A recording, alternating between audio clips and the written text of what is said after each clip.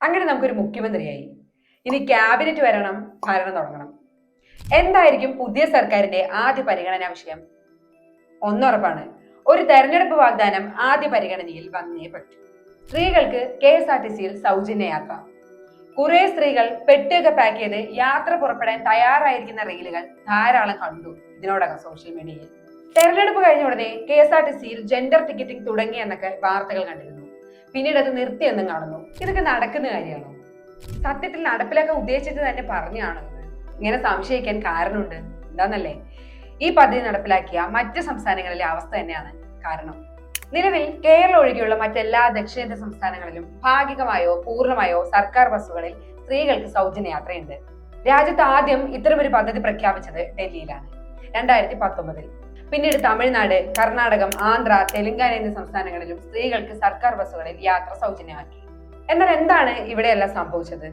April വരെയുള്ള കണക്കനുസരിച്ച് 11,748 കോടി രൂപയാണ് ഈ പദ്ധതിക്കായി കർണാടക സർക്കാർ ചെലവഴിച്ചത്. കർണാടകയിലെ 4 കോർപ്പറേഷനുകൾക്കുള്ള കുടിശ്ശിക 4,006 കോടി രൂപയാണ്.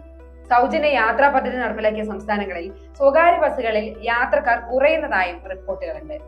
ആന്ധ്രയിൽ ഈ പദ്ധതി കാരണമുണ്ടായ വരുമാന നഷ്ടത്തിൽ പ്രതിഷേധിച്ച് ഓട്ടോ തൊഴിലാളി യൂണിയനുകൾ കഴിഞ്ഞ വർഷം സമരം ചെയ്തിരുന്നു. കണക്കുകൾ അനുസരിച്ച് 7,000-ഓളം പ്രൈവറ്റ് ബസ്സുകളാണ് കേരളത്തിലാകെ സർവീസ് നടത്തുന്നത്. ഇതിലെല്ലാം കൂടി ഒരു ദിവസം 40 ലക്ഷത്തോളം യാത്രക്കാരും ഉണ്ട്. ഇതിൽ 50% സ്ത്രീകളാണ്. ഈ 50% പേർ പ്രൈവറ്റ് ബസ്സിൽ കയറാതാകുമ്പോൾ എന്താണ് സംഭവിക്കുക? കേരളത്തിലെ പ്രൈവറ്റ് ബസ് ഓണേഴ്സ് അസോസിയേഷൻ ഭാരവാഹികളുടെ ഈ ആശങ്ക ന്യായമല്ലേ?